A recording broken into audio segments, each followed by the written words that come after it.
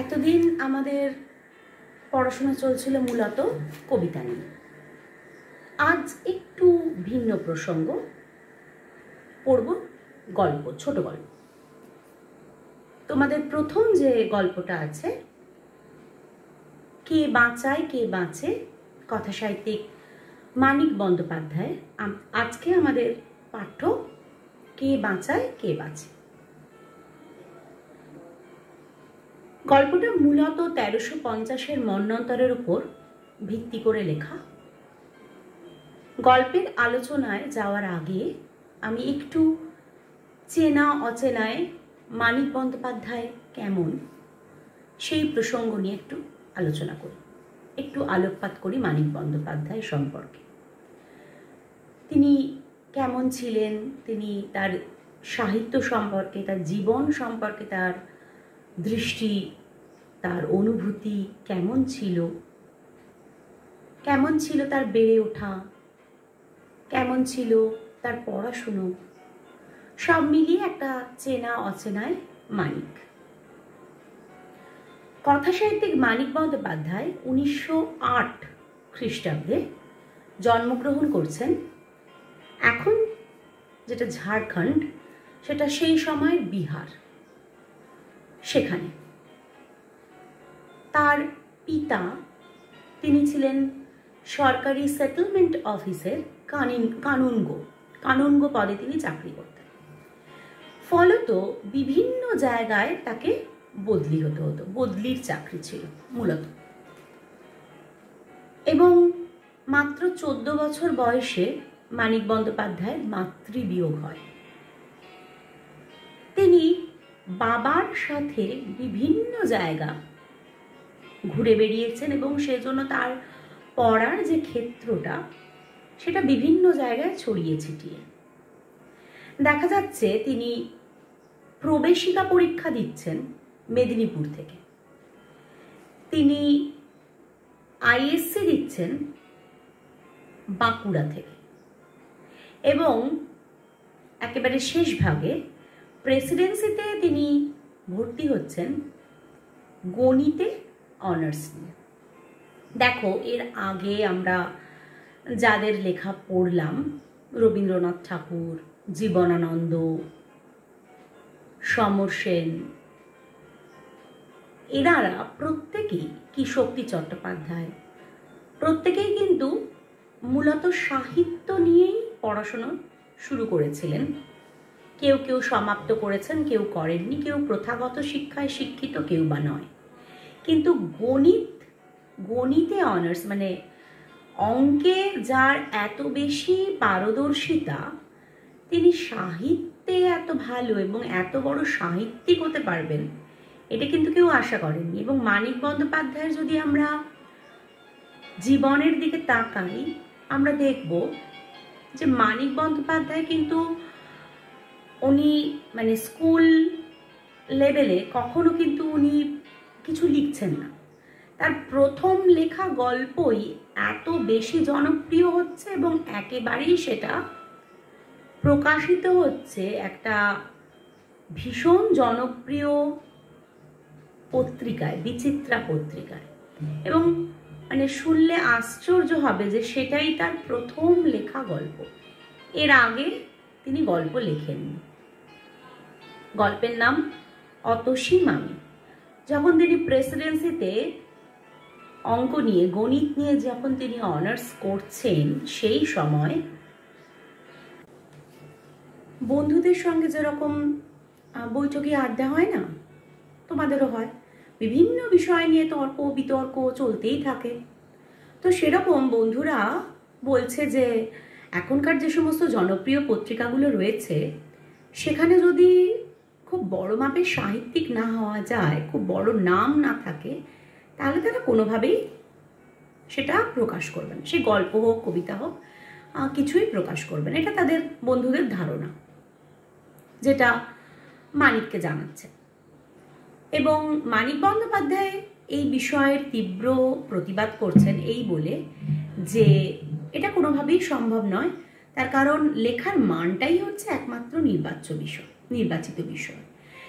একমাত্র কাম্য হচ্ছে লেখার মান, এবং লেখার মান যদি ভীষণ ভালো হয় তাহলে অবশ্যই সে যে কোনো বড় পত্রিকাই হোক না কেন সে নিশ্চয়ই প্রকাশ করবে।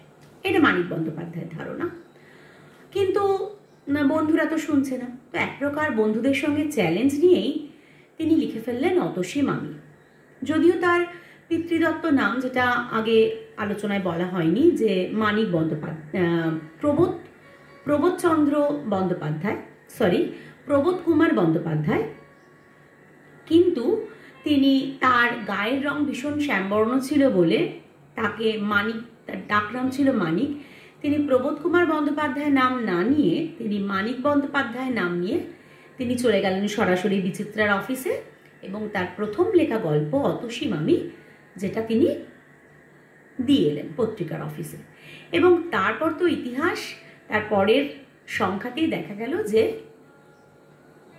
অতসী মামি ছাপার অক্ষরে বেরিয়েছে, এবং বন্ধুদের কাছে নিয়ে এলেন এবং বললেন যে দেখেছিস, লেখাটাই হচ্ছে একমাত্র বড় বিষয়, এর থেকে বড় আর কিছু নয়। এবং তারপর এই লেখার জন্যই দেখা গেল কি, যে একের পর এক লেখা আসতে লাগলো, তিনি লেখার মধ্যে নিমজ্জিত হলেন, তিনি নিজেকে আরো নিজের জীবন দৃষ্টিকে উন্মোচিত করার চেষ্টা করলেন। তিনি একের পর এক উপন্যাস লিখলেন, ছোট গল্প লিখলেন, এবং দেখা গেল যে তার গণিতে অনার্স আর কমপ্লিট করা হলো না। তো এইভাবে মানিক বন্দ্যোপাধ্যায় তার গাণিতিক পড়াশোনা ছেড়ে চলে এলেন একেবারে সাহিত্যের আঙিনায়। কার্ল মার্কস এবং ফ্রয়েডীয় যে মনোদর্শন, মনোবিকলন তত্ত্ব, এই দুই তত্ত্বের সমাহারে কার্ল মার্কসের যে সামাজিক নীতি এবং ফ্রয়েডীয় যে চিন্তাভাবনা, এই দুয়ে মিলে মানিক বন্দ্যোপাধ্যায়কে এবং মানিক বন্দ্যোপাধ্যায়ের সাহিত্যকে সমৃদ্ধ করেছে ভীষণ। একেবারে অন্য ধারার সাহিত্য রচনা করতে অগ্রণী ভূমিকা নিয়েছেন মানিক বন্দ্যোপাধ্যায়। যদিও বাংলা সাহিত্যে তোমরা জানো যে কল্লোল যে যুগ ছিল, কল্লোল যুগের মূল বিষয়টাই ছিল যে রোম্যান্টিকতা বর্জন করে আধুনিক যে রূঢ়, কঠোর, কঠিন যে বাস্তব জীবন, সেই জীবনকে মূল পাথেয় করে এগিয়ে যাওয়া এবং সাহিত্যে তারই অবতারণা করা। এটা ছিল কল্লোল যুগের বৈশিষ্ট্য। কল্লোলে যে সমস্ত সাহিত্যিকরা ছিলেন, প্রেমেন্দ্র মিত্র, অচিন্ত কুমার সেনগুপ্ত, আরও প্রমুখ, তারা প্রত্যেকেই এই ধারায় লিখেছেন, ধূর্যটি প্রসাদ। কিন্তু এদের মানিক বন্দ্যোপাধ্যায় ঠিক কল্লোল যুগের নয়, একটু তার পরবর্তী। কিন্তু তিনি কল্লোল যুগ সম্পর্কে বলতে গিয়ে বলছেন যে কল্লোল যুগের যে মূল বিষয়টা ছিল রোম্যান্টিকতা বর্জন করে, মানে কল্পনা বিলাস নয়, বাস্তবে যে রূঢ় কঠিন জগৎ, এই রূঢ় কঠিন জগৎটাই হচ্ছে সাহিত্যের একমাত্র প্রধান বিবেচ্য বিষয়। মানুষ কি হারাচ্ছে, কোথায় তার যুগ যন্ত্রণা, যে সামাজিক রাজনৈতিক যে ত্রুটি বিচ্যুতি, সেগুলো কিভাবে হচ্ছে, এই সব মিলিয়ে হচ্ছে তাদের সাহিত্যের বিষয় ছিল। কিন্তু মানিক বন্দ্যোপাধ্যায় মনে করছেন কল্লোল যুগের যদিও এটা বৈশিষ্ট্য ছিল, কিন্তু কল্লোল যুগ সঠিকভাবে এই বিষয়গুলির সাথে সুবিচার করতে পারেনি, যেটা পরবর্তীকালে মানিক বন্দ্যোপাধ্যায়, জগদীশ গুপ্ত, এনারা পরবর্তী ক্ষেত্রে আরো অনেক বেশি করে চুলচেরা বিশ্লেষণে এই বিষয়গুলোকে ঠিকভাবে সাহিত্যে ধরতে পেরেছেন বলে পরবর্তী ক্ষেত্রে যারা কথা সাহিত্যিক সমালোচক তারা মনে করছেন। এবার আমরা চলে আসি মানিক বন্দ্যোপাধ্যায়ের একটু সাহিত্যিক বৈশিষ্ট্য, মানে তিনি কেমন লিখতেন সেই বিষয়টা সম্পর্কে আমরা একটু জানি। তার দৃষ্টিভঙ্গি ছিল নির্মোহ, নিরাসক্ত, মানে কোনো কিছুর প্রতি তার মহাবরণ ছিল না। তিনি ভীষণভাবে নিরাসক্ত ছিলেন, উদাসীন, এবং বিজ্ঞান বুদ্ধির প্রতি তার গভীর আস্থা ছিল।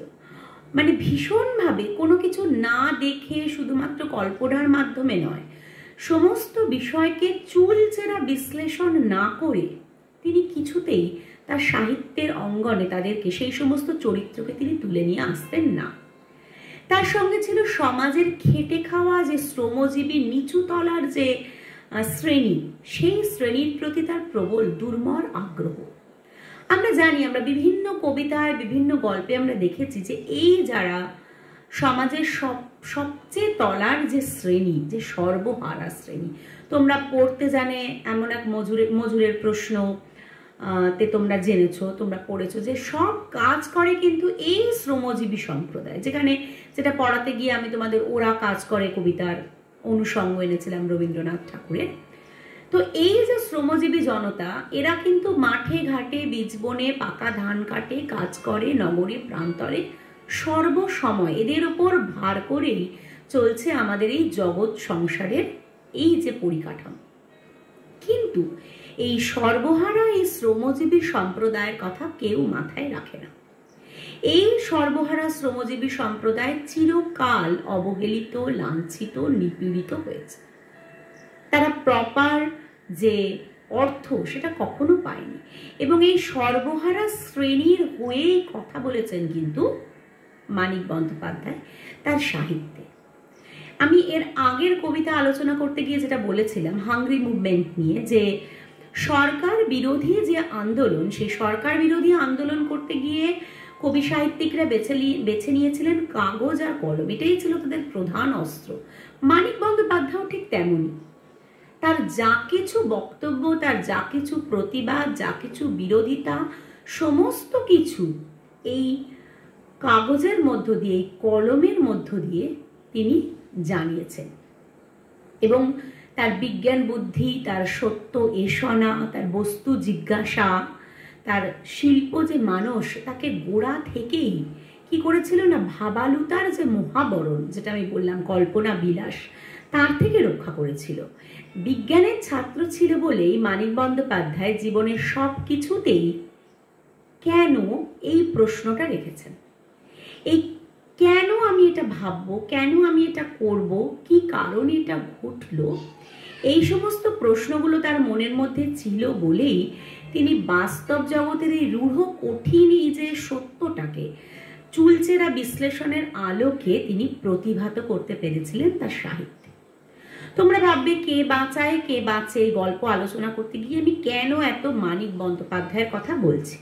তার কারণ মানিক বন্দ্যোপাধ্যায়কে যদি আমরা সঠিকভাবে না চিনি, তিনি কোন সময় সাহিত্য রচনা করছেন সেই কথা যদি আমরা না জানি, তাহলে আমরা কিছুতেই এই গল্পটাকে ধরতে পারবো না।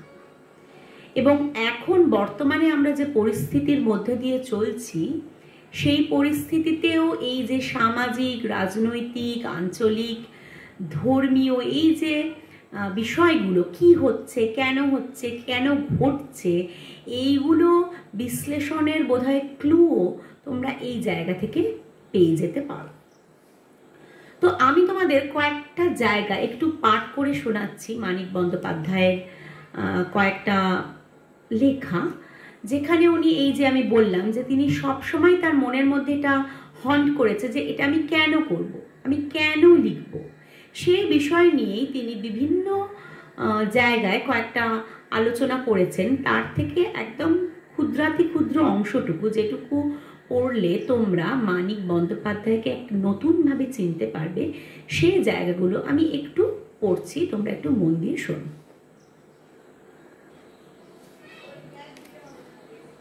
গল্প লেখার গল্প কেন লিখি সাহিত্য করার আগে, এই নিবন্ধ তিনটি মানিক বন্দ্যোপাধ্যায়ের লেখক জীবনের ম্যানিফেস্টো।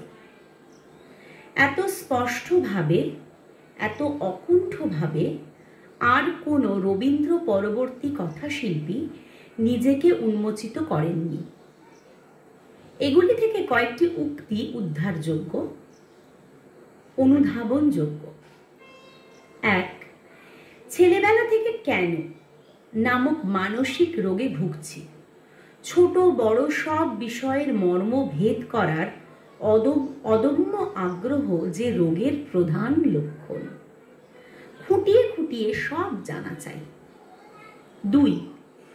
জীবনকে আমি যেভাবে ও যতভাবে উপলব্ধি করেছি, অন্যকে তার ক্ষুদ্র ভগ্নাংশ ভাগ করে দেওয়ার তাগিদে আমি লিখি।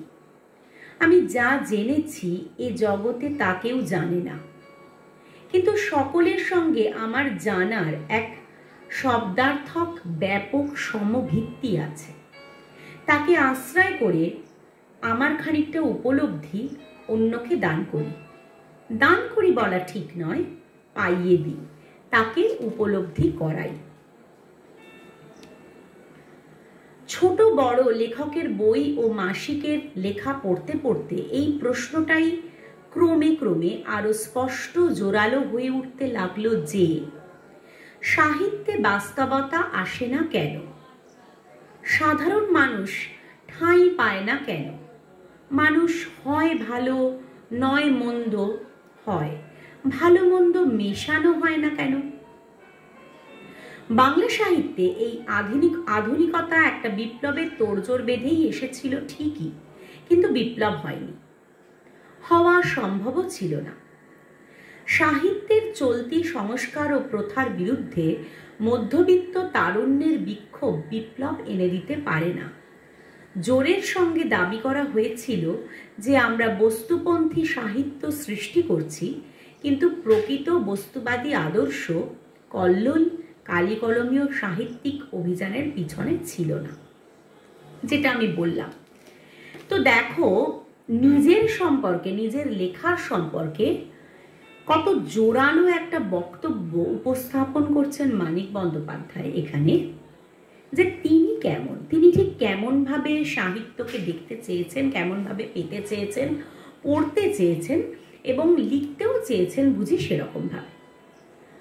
তো এ মতো মানিক বন্দ্যোপাধ্যায়ের গল্প কে বাঁচায় কে বাঁচে, আমরা প্রেক্ষিতটা দেখে নিই একটু, যে কোন প্রেক্ষিতে লেখা হচ্ছে মানিক বন্দ্যোপাধ্যায়ের কে বাঁচায় কে বাঁচে গল্পটি। ভারতের রাজনৈতিক সামাজিক জীবনে অস্থিরতা এবং পরিবর্তনের কাল তখন। 1942-এ ভারত ছাড়ো আন্দোলন, তারপরে 44-এ দ্বিতীয় বিশ্বযুদ্ধ, তারপরে আকাল, দাঙ্গা জর্জরিত, রেশন কন্ট্রোল, লঙ্গরখানা, ব্ল্যাক মার্কেট অধ্যুষিত পরিবেশে মানুষের সুস্থতার যে বাসনা সেটা অবলুপ্ত হয়েছে। যুদ্ধ ও আকাল দুয়ে মিলে একদিকে যেমন বাংলায় নরনারীর বস্ত্রহরণ করা শুরু করেছে, তেমনি পাশাপাশি ছিল বিদেশি শাসকের অনুগ্রহ পুষ্ট বিভিন্ন চোরাকারবারি, কালোবাজারিরা।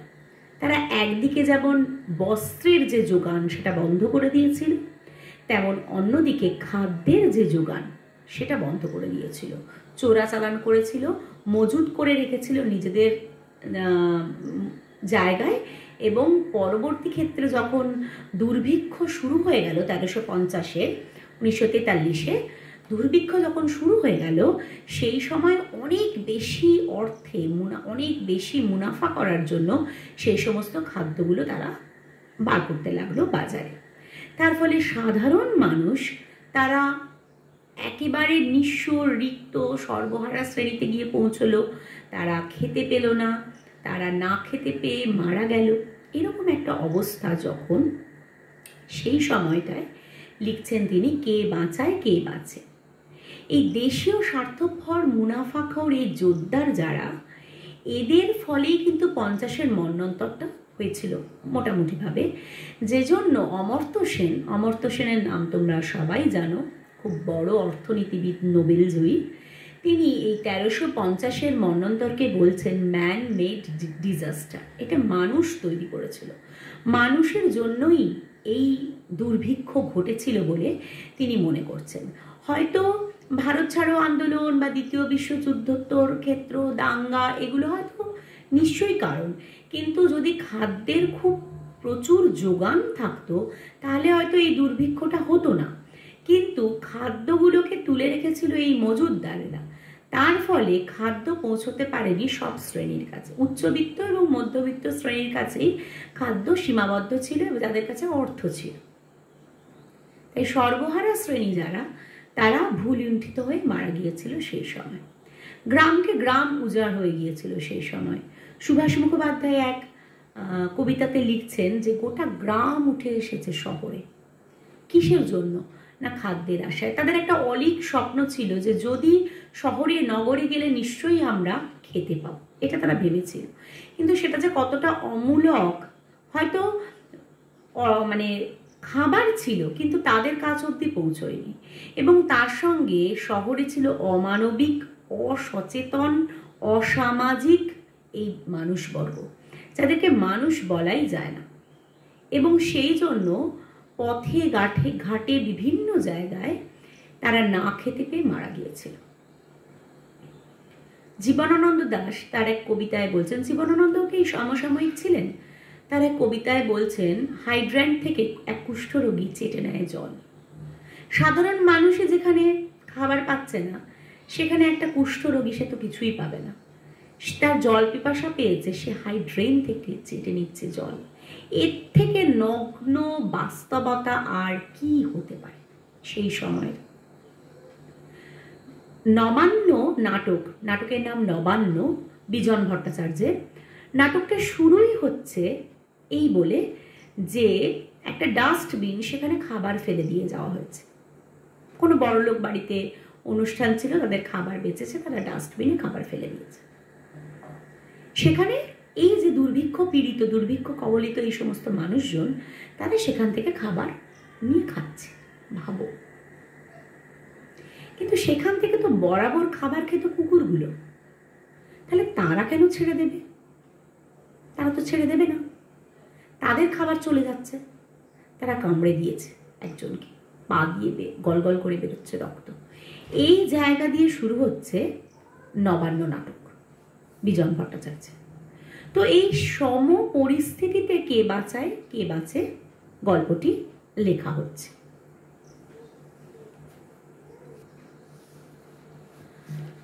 এই সংকটজনক পরিস্থিতি একদিকে যেমন সমাজের, তেমনি মানিক বন্দ্যোপাধ্যায়ের ক্ষেত্রেও এক সন্ধিক্ষণ।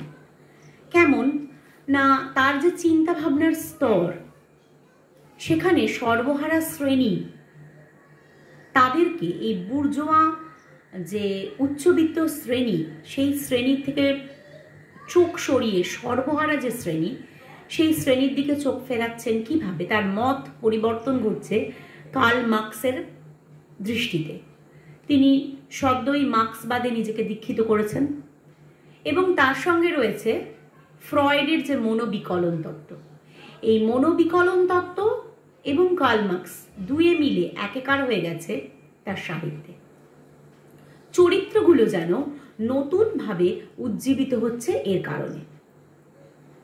এবং এই যে আমরা গল্প পড়তে যাব, এই যে মৃত্যুঞ্জয় চরিত্র, মৃত্যুঞ্জয়ের স্ত্রীর যে চরিত্র, এই সব কিছু যেন কোথাও একটা এই যে দুটো যে বৈশিষ্ট্য আমি বললাম, মার্ক্সীয় থিওরি এবং ফ্রয়েডীয় মনোবিকলন তত্ত্ব, সেই তত্ত্বের আলোকে কোথাও যেন নতুন করে আরও রূঢ় বাস্তব কঠিন যে পরিস্থিতি, সেই পরিস্থিতিকে নতুন মানে দেখানোর যে প্রচেষ্টা, সেটা কিন্তু কথা সাহিত্যিক এখানে দেখাতে চেয়েছেন। এবারে আমরা একটু গল্পের আলোচনায় আসি। তোমরা নিশ্চয়ই বুঝতে পেরেছ যে মানিক বন্দ্যোপাধ্যায় তার সমকাল এবং কেন তিনি সাহিত্য রচনা করছেন এবং আমরা কি পড়তে চলেছি। গল্পের প্রথমেই আমি গল্পটার মূল উৎসের কথা বলছি। এই গল্পটি প্রথম 1943-এ সারদা কুমার দাস সম্পাদিত ভৈরব পত্রিকায় প্রথম বর্ষ শারদ সংখ্যা, তাতে প্রকাশিত হয়েছিল। আবারও বলছি, সারদা কুমার দাস সম্পাদিত ভৈরব পত্রিকা, সময়টা হচ্ছে 1943। আর 1944-এর মার্চে পরিমল গোস্বামী সম্পাদিত মহামন্বন্তর, তাতে এই গল্পটা স্থান পায় এবং পরবর্তী ক্ষেত্রে মানিক বন্দ্যোপাধ্যায়ের যে গ্রন্থাবলী রয়েছে সেখানেও স্থান পেয়েছিল। তো প্রথম প্রকাশ হয়েছিল ভৈরব পত্রিকায়। কে বাঁচায় কে বাঁচে, একটু বইটা খোলো, গল্পটা একটু আমরা গল্পটার মধ্যে দিয়ে যাই। সেদিন অফিস যাওয়ার পথে মৃত্যুঞ্জয় প্রথম মৃত্যু দেখল, অনাহারে মৃত্যু। এতদিন শুধু শুনে আর পড়ে এসেছিল ফুটপাতে মৃত্যুর কথা, আজ চোখে পড়ল প্রথম।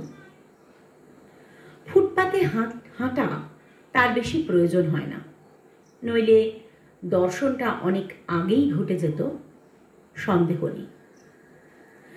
বাস্তব বোধ থেকে বহু দূরে সরে গিয়ে একটা মিথ্যে যে আদর্শবাদ, সেই আঁকড়ে থেকে একটা মানুষ হচ্ছে মৃত্যুঞ্জয়, যার বাস্তব জগতের সঙ্গে সেভাবে কোনো সংযোগ নেই।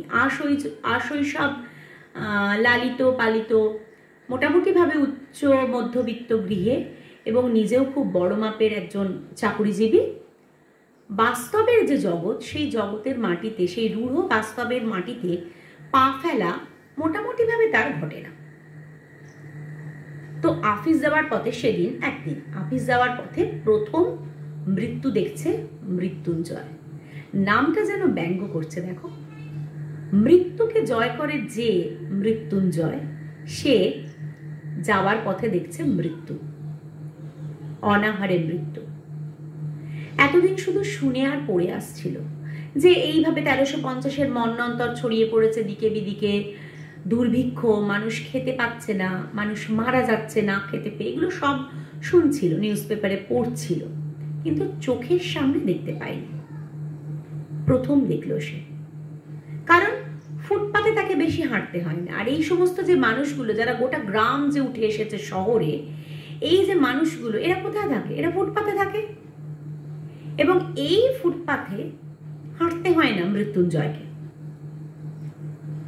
বাড়ি থেকে বেরিয়ে দুপা হেঁটে এসে ট্রামে ওঠে, নামে গিয়ে প্রায় অফিসেরই কাছে দরজায়। বাড়িটাও তার শহরের এমন এক নিরিবিলি অঞ্চলে যে সে পাড়ায়ও ফুটপাত নেই বেশি, তাই লোকে মরতেও যায় না, ফুটপাতে তো থাকে আর ফুটপাতেই মরে। আর যদিও বাজার গেলে তাকে বেরোতে হতো, কিন্তু চাকর ও ছোট ভাই তার বাজার ও কেনাকাটা করে। তাহলে তোমরা বুঝতে পারছো মৃত্যুঞ্জয় কোন অবস্থানে রয়েছে, সামাজিক অবস্থা। মৃত্যুঞ্জয়ের সামাজিক অবস্থান কোন জায়গায়? সে যথেষ্ট সাবলীলভাবে তার সংসার নির্বাহ করে, সে ভালো চাকরি করে, সে ট্রামে করে অফিসে যায়, অফিসের সামনে সে নামে, তার বাড়িতে চাকর বাকর রয়েছে, তার ছোট ভাই রয়েছে, এরা প্রত্যেকে বাজার দোকান করে। মৃত্যুঞ্জয়কে সেভাবে বেরোতে হয় না। কয়েক মিনিটে মৃত্যুঞ্জয়ের সুস্থ শরীরটা অসুস্থ হয়ে গেল। মনে আঘাত পেলে মৃত্যুঞ্জয়ের শরীরে তার প্রতিক্রিয়া হয়, মানসিক বেদনাবোধের সঙ্গে চলতে থাকে শারীরিক কষ্টবোধ। এটা এক একজন মানুষের বৈশিষ্ট্য, যে তারা ভেতরের কষ্টটাকে ওভারকাম করতে পারে না। মানসিক কষ্টের সাথে সাথে শরীরে ভীষণভাবে যন্ত্রণা, ভীষণভাবে পীড়ন শুরু হয়ে যায়। মৃত্যুঞ্জয় তেমনই। অফিসে পৌঁছে নিজের ছোট কুঠুরিতে ঢুকে সে যখন ধপ করে চেয়ারে বসে পড়ল, তখন সে রীতিমতো কাবু হয়ে পড়েছে। একটু বসেই উঠে গেল কলঘরে, দরজা বন্ধ করে বাড়ি থেকে পেট ভরে যত কিছু খেয়ে এসেছিল, ভাজা, ডাল, তরকারি, মাছ, দই আর ভাত, প্রায় সব বমি করে উগড়ে দিল। দেখো, খাবারের লিস্টের দিকেও যদি আমরা তাকাই তাহলেও বুঝতে পারবো মৃত্যুঞ্জয়ের সামাজিক অবস্থান বা অর্থনৈতিক অবস্থান। তার আশৈশব লালিত যে নীতিবোধ, এই নীতিবোধ তাকে পীড়িত করছে।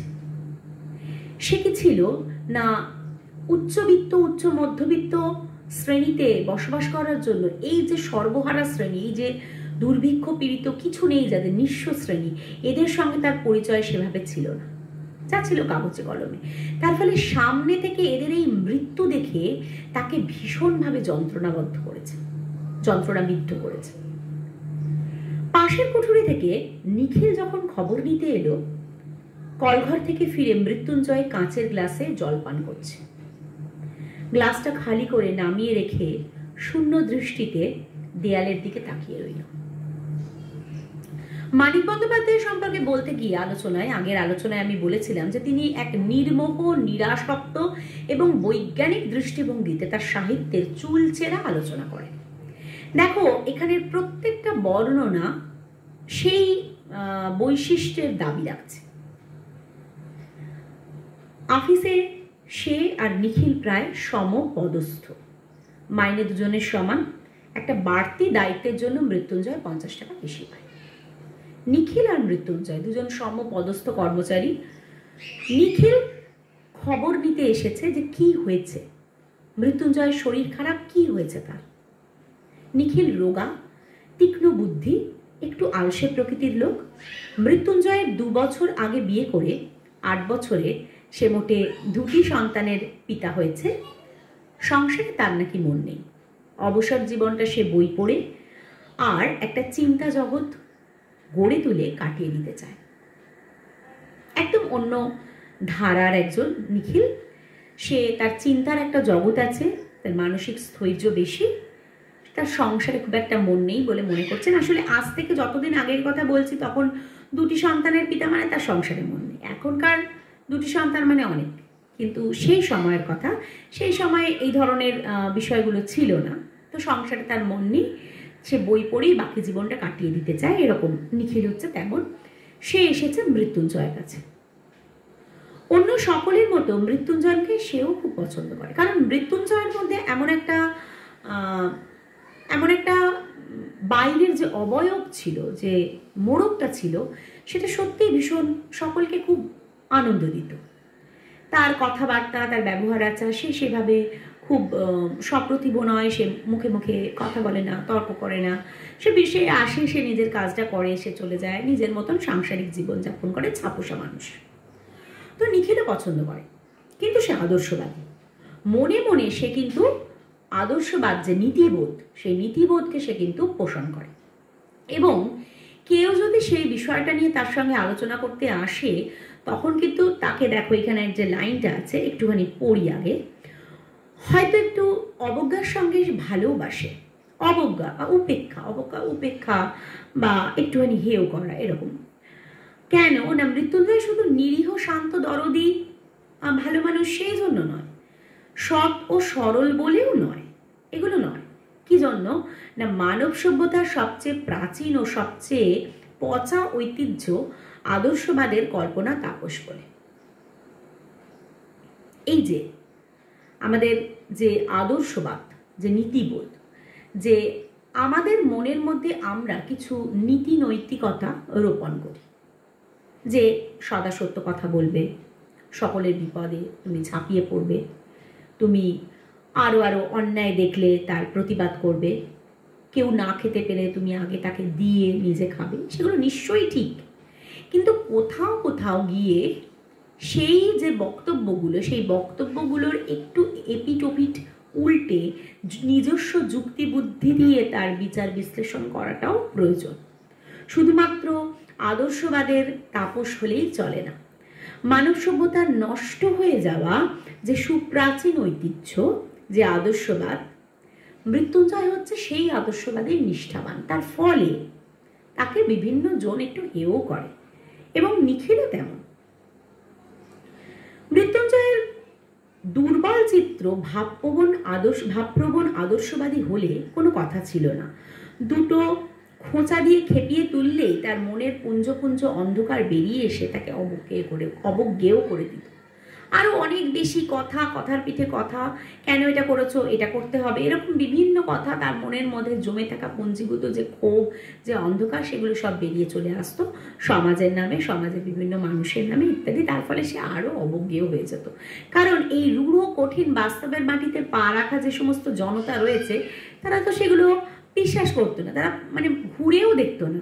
তো তারা মৃত্যুঞ্জয় সেগুলো ভাবছে দেখে, তারা মৃত্যুঞ্জয় সেই সমস্ত কাজগুলো করছে দেখে তারা মৃত্যুঞ্জয়কে হাসির পাত্র করে তুলত। তো কিন্তু মৃত্যুঞ্জয়ের মানসিক ক্রিয়া প্রতিক্রিয়া শ্লথ নয়, নিস্তেজ নয়। শক্তির একটা উৎস আছে তার মধ্যে। অব্যয়কে শব্দরূপ দেবার চেষ্টায় যে শক্তি বহু ক্ষয় হয়ে গেছে মানুষের জগতে, তারই একটা অংশ। দেখো, তোমরা বাংলা ব্যাকরণে অব্যয় কথাটা পড়েছ। এই অব্যয় কি না, যে শব্দের কোনো ব্যয় নেই। কেমন না, বিভিন্ন ক্রিয়া ভেদে, বিভিন্ন কাল ভেদে সেই শব্দটা একই থাকে, তার কোনো এদিক ওদিক হয় না। তো সেই অব্যয়কে শব্দরূপ দেওয়ার চেষ্টা করছে যে, তাহলে সেই অব্যয়কে কোনোদিনই শব্দরূপ দিতে পারবে না।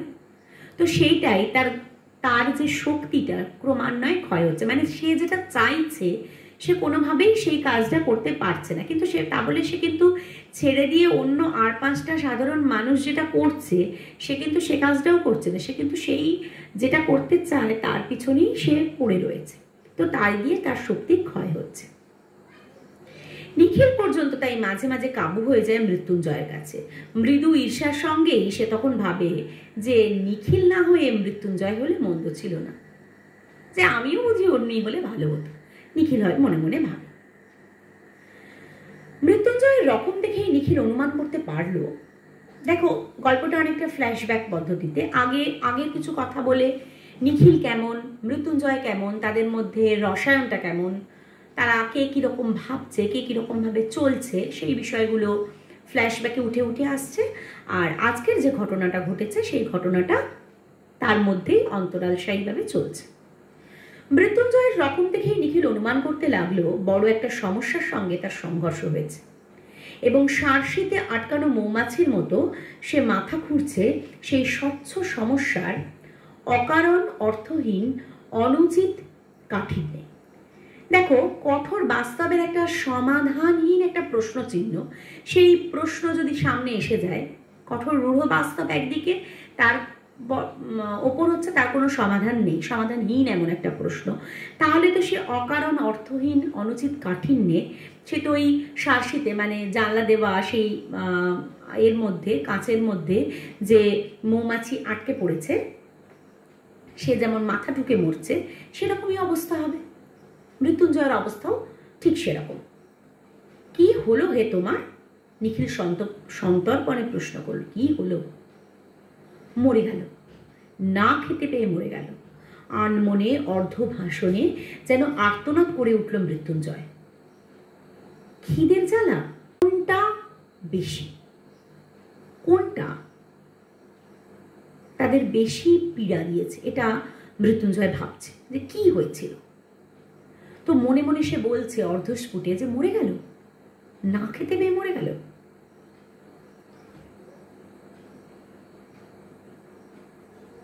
আরো কয়েকটি প্রশ্ন করে নিখিলের মনে হলো মৃত্যুঞ্জয়ের ভিতরটা সে পরিষ্কার দেখতে পাচ্ছে।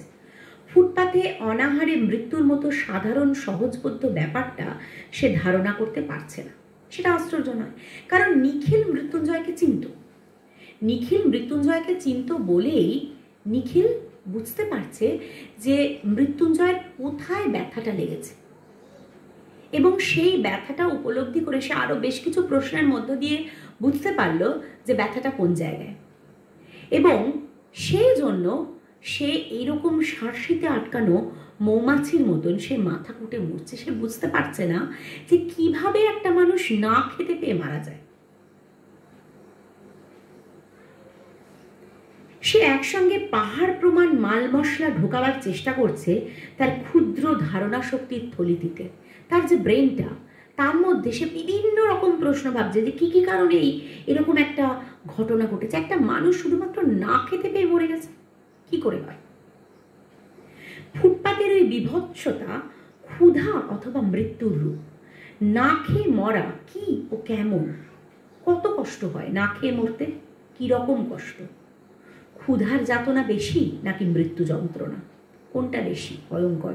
এই সব প্রশ্নগুলো তার ওই ক্ষুদ্র ধারণা শক্তির যে থলিটা, কারণ সে আজীবন লালিত পালিত হয়েছে যে পরিবেশে, যে প্রতিবেশে, সেখানে এইভাবে একেবারে মাটির কাছাকাছি সর্বহারা শ্রেণীর কাছে আসা তার পক্ষে সম্ভব হয়ে ওঠেনি তার প্রতিবেশের জন্য।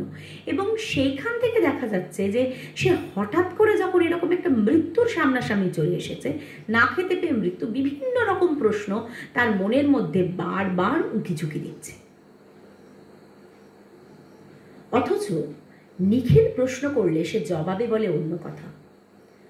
ভাবছি আমি বেঁচে থাকতে যে লোকটা না খেয়ে মরে গেল, এই অপরাধের প্রায়শ্চিত্ত কি?